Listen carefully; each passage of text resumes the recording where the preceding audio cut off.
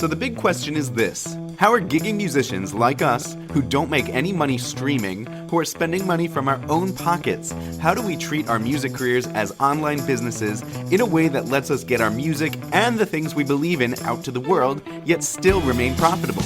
That is the question, and this podcast will give you the answer. My name is Jared Judge, and welcome to the Gigging Musician Podcast. What's up, Gigging Pros? It's Jared, and welcome to another episode of the Gigging Musician Podcast. Today I wanted to let you in on a conversation that I had in a coaching session for my full-time music academy with one of my newer students who is just getting into the private events scene. His name is Philip, and he runs a band, and they're a cover band.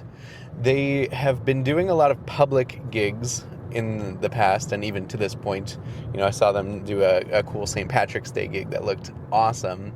But they're all public shows, bars, clubs, festivals, things where, maybe there's a ticket fee to enter or a cover charge, or it's just free, but then they make some money off of percentage of bar sales, that kind of thing.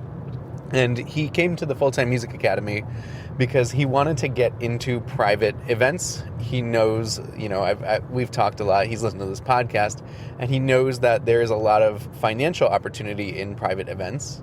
He obviously doesn't want to stop doing the public events because they are so much fun, but the issue is that you can get into this spiral of you only do public events, and you start to believe that just doing public events and doing enough of them is going to pay the bills, or, just doing public events is the only way to get your art out there. And quite frankly, that's not true. I mean, I see this happen a lot where, I don't know, in Nashville it tends to be more common where, musicians will move from anywhere in the country to Nashville because they think that that's where the opportunity is. So they join a band or start a band. They start playing in Nashville, and then they get, success in the Nashville scene, which still doesn't mean you're getting paid a full-time living. It just means you get to do more work and play more with minimal compensation. And then the spiral happens when you jump from band to band to band, still doing the same kind of gigs and not really raising the amount of money that you're taking in. So you do have to do side hustles, which might actually be a full-time job on the side so that you can pursue your passion of music. And, I'm nothing against public shows whatsoever. Like, I love them. I go to them. I even play some from time to time. But unless you are extremely lucky or you have some amazing, incredible connection that nobody else on the planet does, I just don't think that making a living off of public shows is possible for most people. And I definitely didn't think it was possible for me, which is why I got into private events when I immediately realized that it was possible. So that was a long tangent. I want to share with you just something about when he decided that he was going to get started on private events. We had a discussion in our coaching call about should he continue under the current brand of the band.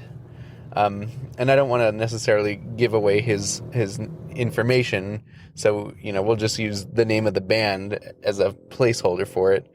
Or should he start out just leveraging his personal brand with his name and start selling? He wants to start with like weddings and corporate events, just start booking those gigs under his own name with just a solo guitarist and singer act, or I think piano as well. And so we talked about the pros and cons of that. Like, should you go for the private events with the band right away, or should you go with just your name, like your personal brand?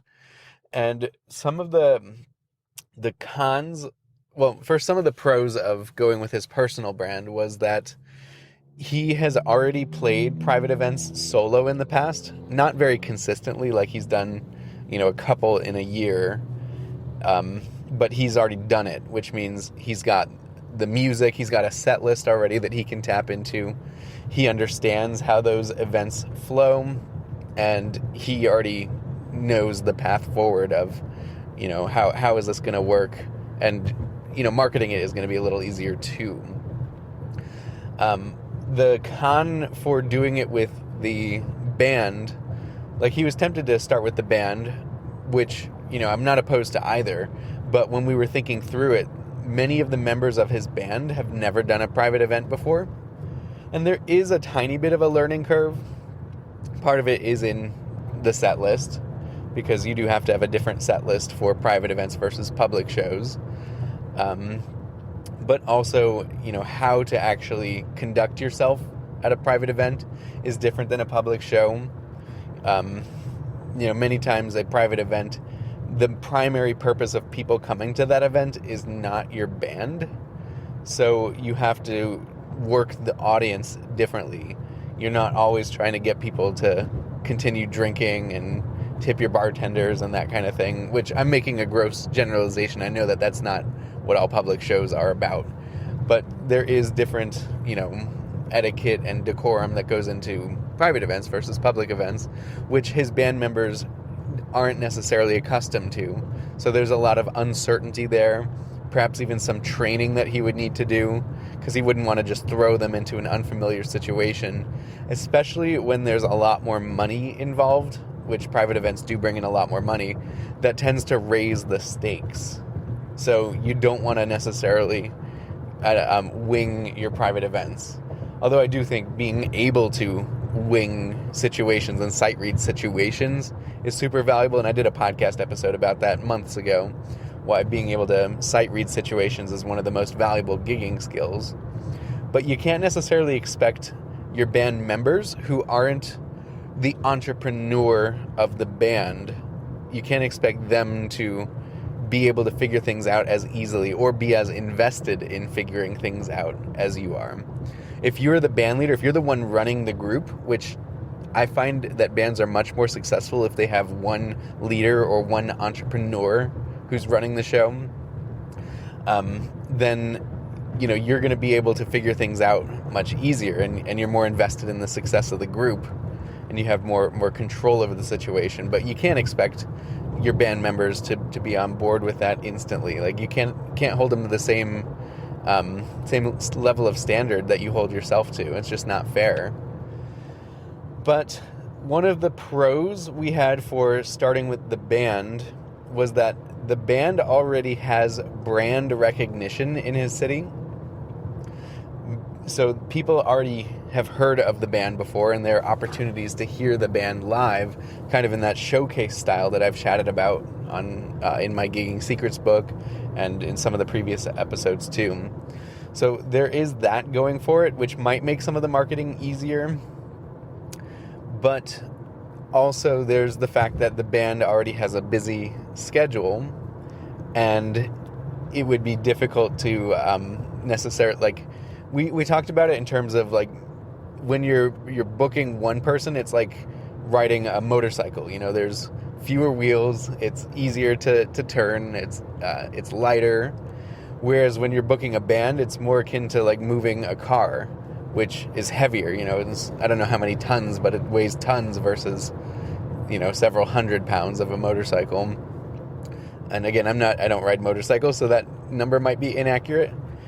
But it's easier to steer, easier to move something that's smaller than move something with so many intricate moving parts like a band.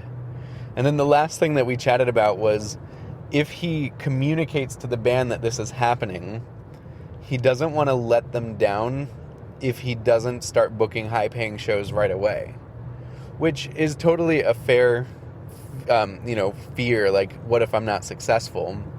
You don't want to necessarily set yourself up for failure or let people know you're going to be successful if you're not sure. But the process that we're going to take him through is going to give him success and give him the confidence and give him all the tools that he needs to make himself successful. So at the end of the day, that's why we decided to move forward with him as a solo artist, booking his personal brand first, so that he could really develop his booking chops with just himself. There's less at stake, fewer moving parts, and it's going to be easier and quicker to get it off the ground. And as he's doing that, he's going to also be applying these skills to his band, but that's not the primary focus right away. So I just want to let you into that conversation, because if you're starting to think about getting into private events, or if you already are in them and you're wondering, well, how do I get more of them? there are things to consider, like if you're running a band, is it going to be faster to just get yourself bookings? Are all your band members on board with it? Can you rely on any of your band members? And it might just be the case that it's a little more agile and faster to work with just yourself as a soloist if possible. But I know this won't work for every instrument. Like drummers, I'm a drummer too, even though I play violin mainly, but I got a degree in percussion. But in order for me to book myself solo as a drummer, well, that probably wouldn't be happening anytime soon. Plus, I haven't played drums in years, so I wouldn't be comfortable booking myself as a drummer too. So yeah, just things to think about. By the way, we are running another Book More Weddings challenge. We ran our second one super successfully. We had people just say that they booked weddings while we were during the challenge. They felt more motivated. They felt like we lit fires underneath them. And they had a clear vision of how to move forward to book as many high-paying weddings for themselves as possible, which they also can apply to corporate events and nonprofits. But we focused on weddings. So we're going to run another one of those coming up pretty soon here. In fact, I'm not sure when this podcast will be released, but it might already be going on. But if it's not, don't miss your chance to go through this again. We don't do them all the time, so this is an opportunity that is not going to be here for very long. So if you want to feel more in control over your bookings and have clarity going forward, go to bookmorewedingschallenge.com and grab your spot today. So thanks so much for listening, and remember, you are just one gig away.